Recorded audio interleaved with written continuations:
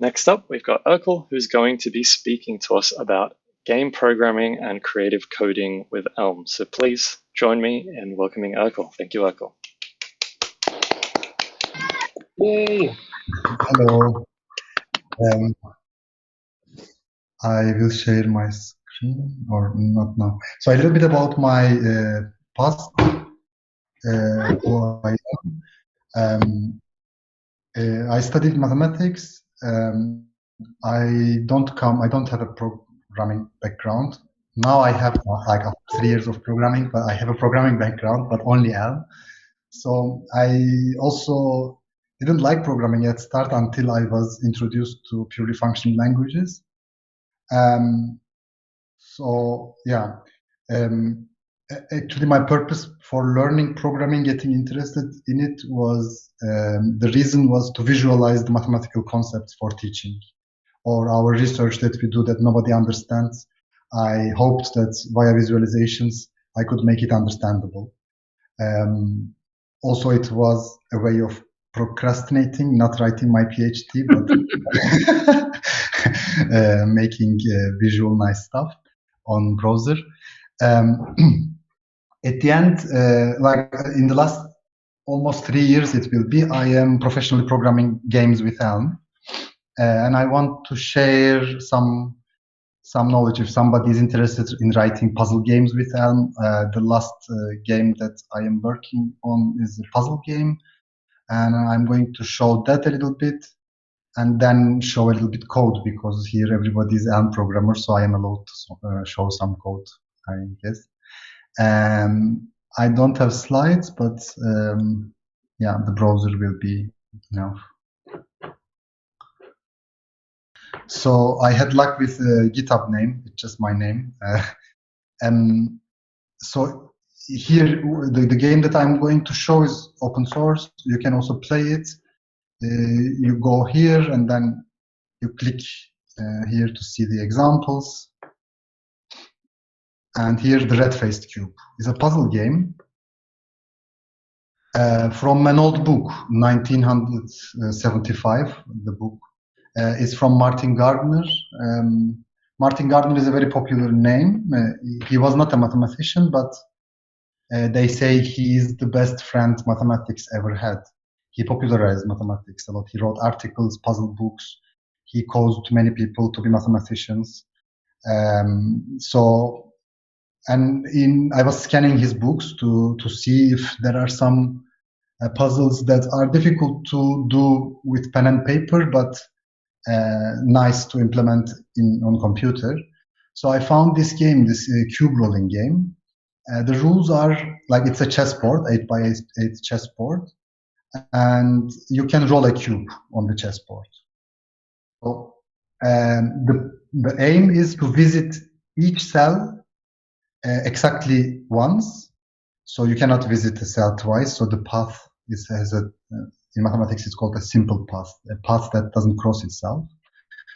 You have to visit each cell exactly once, and here in the finish cell, and nowhere during the road, the red face, like on the before you arrive this point, the red face cannot be up. So if you try to do it, it cannot. It goes and comes back and highlights the rule that's violated. At no time during the tour, however, is the cube allowed to rest with the red face up. So this is the game. In the book, there was only this 8x8 chess board game. This has a unique solution, interesting. And when you make puzzle games, or puzzles in general, it's important that it has a unique solution, because if it is, it has multiple solutions, that makes the feeling that you can find it by luck, and it doesn't help with the aha moment. So it's very important for puzzles and puzzle games in general that the solution is unique. So every puzzle game should have a solver. In fact, this game has a solver, but I am going to show you the level editor. So the level editor is done such that so you can add a new level, and the level you design by rolling the cube. And this makes sure that every level that is designed has a solution, at least one solution.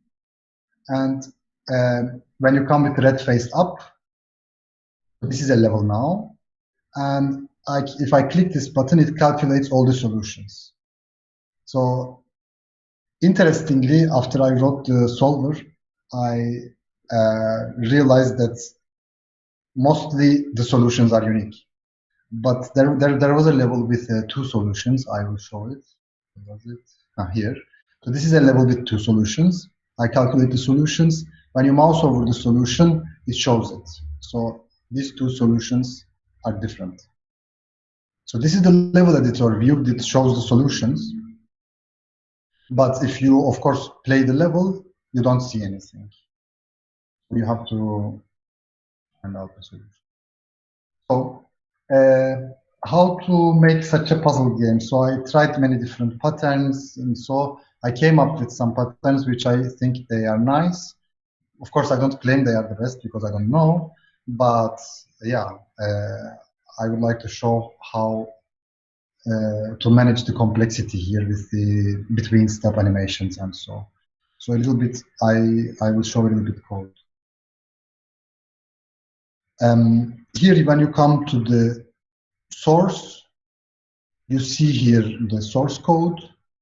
But instead of showing here, I will show in the, oh no, I will show here. So, so what's like I would like to talk how purely functional language makes it easy to design, implement such puzzle games. Like we are all convinced that purely functional languages are good for many things, so I don't need to convince people here, I guess. But there is a special thing here that makes it easy to write the solver. I have to emphasize that. So there is a world type, and a world is a level.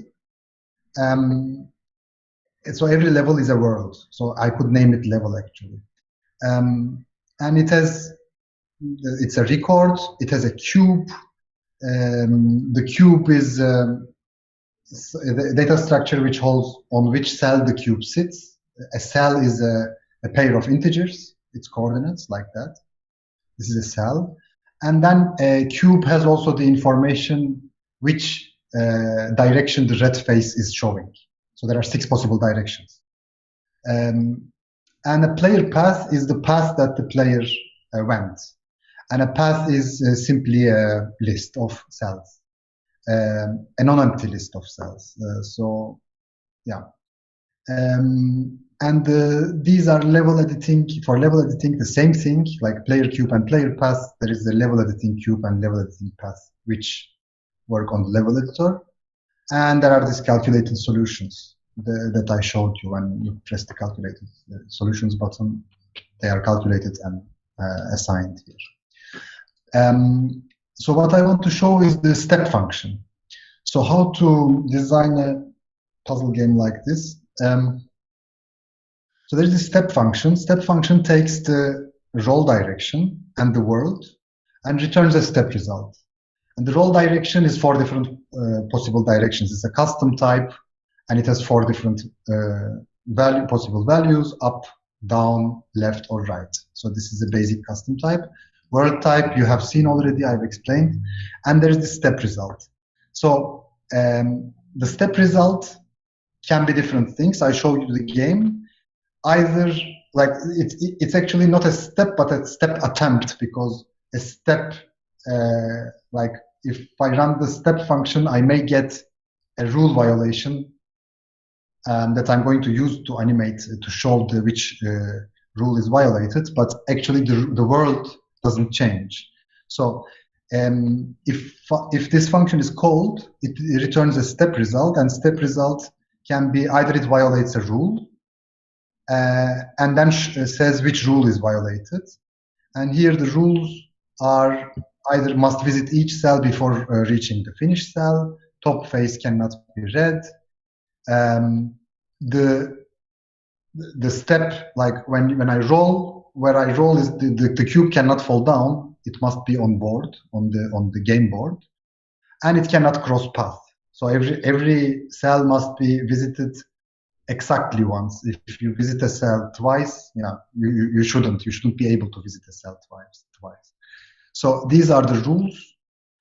So a step result is either a violation of a rule, or the cube rolls back on the path, or it rolls forward. Rolling forward can mean in the 3 different other directions than the rolling back. Or it can say also, okay, it rolls and I reach the finish cell with the red face up, so roll and solve. Like this way it makes things easier. So the step function somehow does this by looking at the things. I'm not going into that. But what I would like to emphasize is that when I was planning to write the solver, I was thinking, okay, a solver is a complicated thing, so I have to turn, like, my first idea that I wrote it down and it worked, but I removed all the code afterwards, was that turning this game into a graph and then using graph algorithms to find all the solutions and then turn it to paths and list it, and so it worked well. But then I realized there is a much more basic solution which doesn't need all these graph data structures and so at the end all the solver of this game is only this thing. Which, like, I didn't expect to be so short. In fact, these lines are unnecessary because it's an optimization step where we prune the search tree when the cube, like the player path, makes the board disconnected. So I can explain this, but let's skip over this. So the calculate solutions thingy it calls the step function inside. So what it does is that if you know like you are computer programmers, you know probably breadth first search better than I do. It makes a breadth first search. It just in the ith step, it's like it discovers new states of the game and puts them to this finished. This go function is called recursively here. And then discovers again new paths. So step by step, this list finished in the ith. When the go function is called the ith time, it includes all the paths from the start point that have length I. What is nice here, what I want to emphasize, is that the step function is called here. The step function is a step function that is used when the player is playing the game, this step function. And this accumulates this thing. So once you write the game mechanics with this discrete step function, the step function doesn't take into consideration any between step animations or something. These are all handled outside. So this world type and the step function is not about how to visualize these things, just a mathematical model of the game and just functions that don't wait, just calculate the next step and so. What happens here is what is nice about this thing is that these paths, like every time this set of like this set gets very big, very huge. It calculates all possible paths from the start point. It's like at the end we keep a list of all possible paths, which is huge. But because Elm, like if you would program it in a programming language which is not purely functional, then you would need to use maybe libraries for persistent data structures to keep things small, to keep this set like in the computer, in the memory small. But here in Elm, you don't need to do that. So you just create new paths and add to this finished set. but you somehow know, like the paths are extensions of the former paths. So because of the implementation of these persistent data structures, it's like, okay, it's in theory and how it behaves is a new thing, but it's memory safe. Like it's if you add an element to the head, it doesn't take the memory, the whole list. Just it's a pointer to the tail. You know what I tell. I don't want to go to detail. So that this solver is so efficient and like has been so efficient, memory and time efficient. More the memory efficiency here is, I think, important, is because the persistent data structures in Elm, like because Elm is purely functional. So this I found nice. So that's it. That's it. So this is about the game, everything that I would like to say about the game. If there is more time left, I can show some other examples about creative coding, but yeah, it depends on if you have time or not. For now. Definitely. Please do go ahead. I'd love to see that. Okay, so the creative coding part is just, I want to show one example. So this repository, Elm 3D Playground Exploration, it started as a copy of Elm Playground. I hope everybody knows it. I just replaced the SVG rendering with the Elm 3D scene and made it easier to put sliders on the left side to play around with the parameters, like to anything that's like it's a number or a string or something. It's also for me to experiment the sliders. I mean these sliders. So here these sliders. Also, if I make a game or something, if the designer wants to change something, I can just put a slider easy for the designer, and the designer can change it and say to me this number, or maybe I will make an export button here that's exporting. So this is something that I did get the help of a friend to make it look nice. For the colors and so. It's not my creation totally, but the programming I did.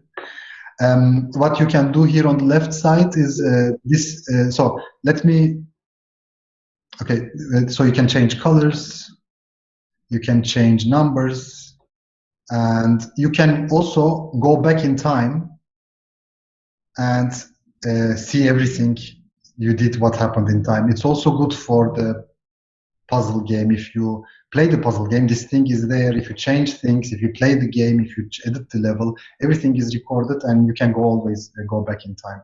It's actually like Elm Debugger re-implemented. So re-implemented Elm Debugger, that shows it here. Actually, it's nothing new. So I would like to show the code of this, and then I'm finished. Like if you want to experiment with this kind of creative coding, if you want to make a new example, so for example, for creating this example, the only code necessary is this file. So everything else is handled by the framework that is very similar to Elm Playground. So what you do here is that you have this function that takes the view function, update function, initial configurations. Initial configurations are the things that are shown here. And then initialization function that initializes the model. So this thing, for example, doesn't have anything in the model. The model is just there because it must be there, but doesn't contain any data. An update doesn't do anything. The reason that we don't need it is this computer type, which is provided by the framework. It's just like in Elm Playground, and it has time inside. So this computer has time inside, and it's updated by the framework. So you don't need to keep time in the model. That's why things can move here and change. So here you can write your configurations, like camera distance, camera azimuth. They are these things that are here. And then after you define them here, you can just use them because they are accessible from within the computer. So you don't need to do anything else. The view function has this spheres in a column, and these three things are these three things, 1, 2, 3.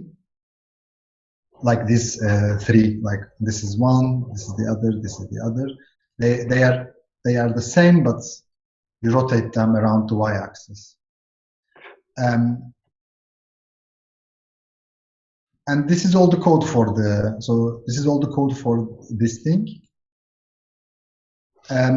Here you access computer time. And then here you use the index of each sphere and use the index to delay. So use the index of the sphere. So this function is called here, sphere with index, and it's called like this is a list of numbers, and this I is a number, so it's the index. And the time delay is caused by using the index, so that these things look nice at the end, like they make this shape. So the code is kind of simple, but what comes out is really looks complicated. This is actually why I find it interesting.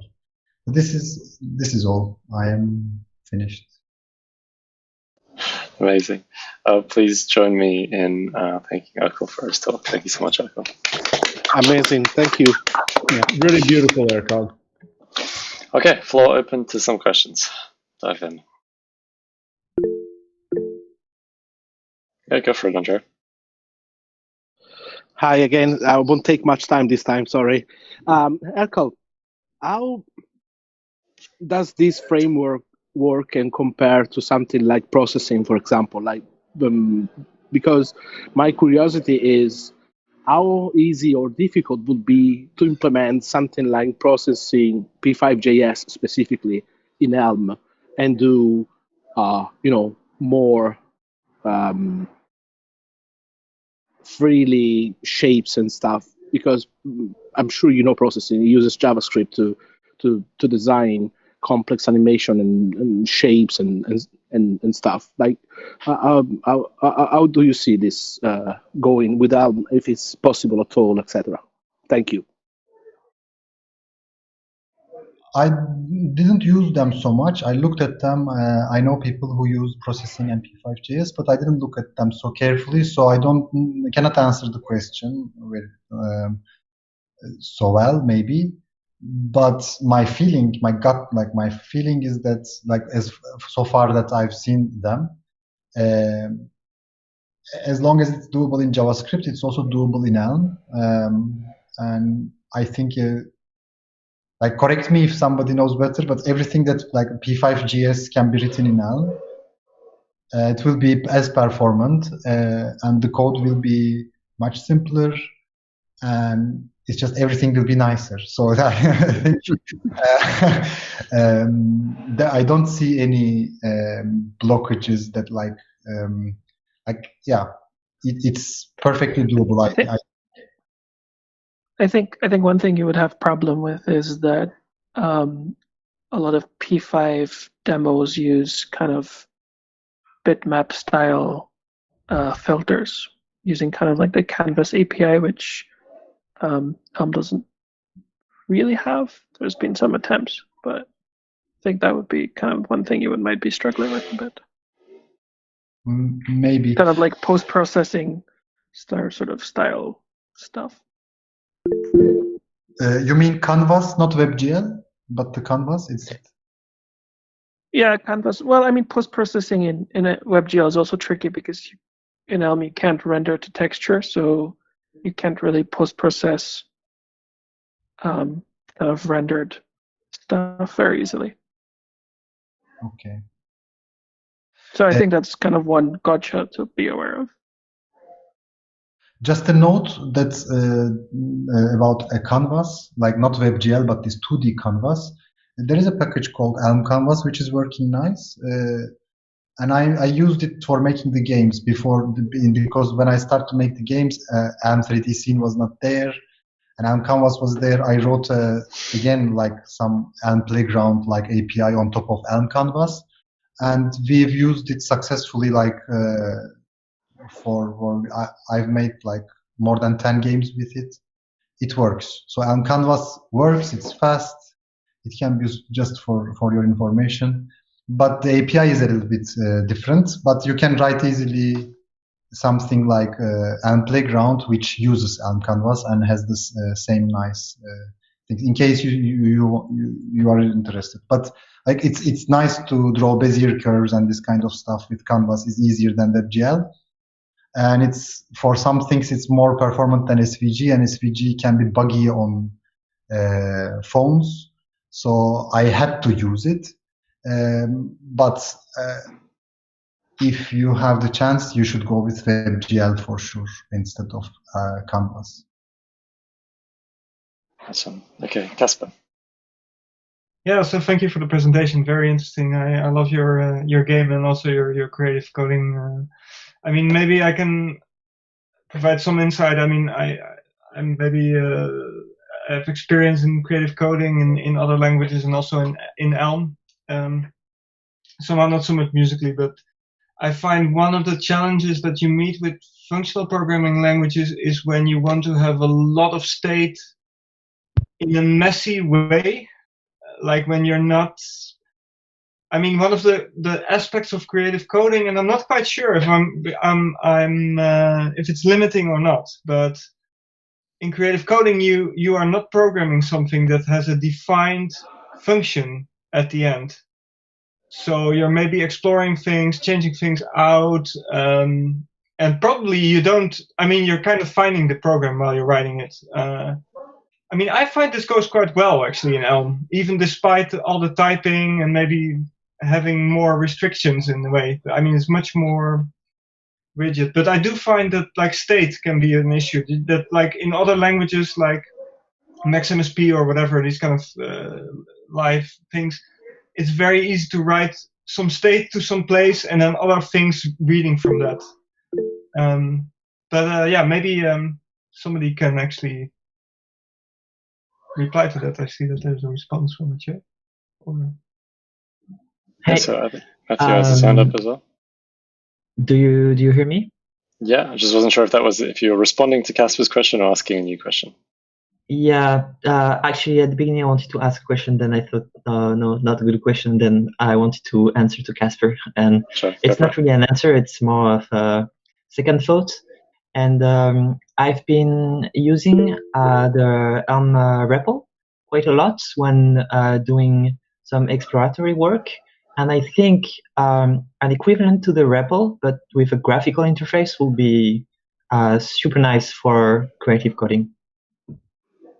But I don't have any way of doing this. So. I think too. And yeah, if you try anything in that area, or if I do anything, I will announce that, because I think indeed that would be quite interesting, also musically. So, but I agree, REPL would be, because then you have more ambiguity also, and REPLs also tend to have a little bit more state than finished programs somehow. But yeah. Well, I would hazard a guess, Erkal, that what you've presented is in some ways a REPL, right? Maybe not a full REPL, but you choose to REPLify certain values and make them kind of interactive. So in that sense, it seems that is the direction that you've gone in, is it not?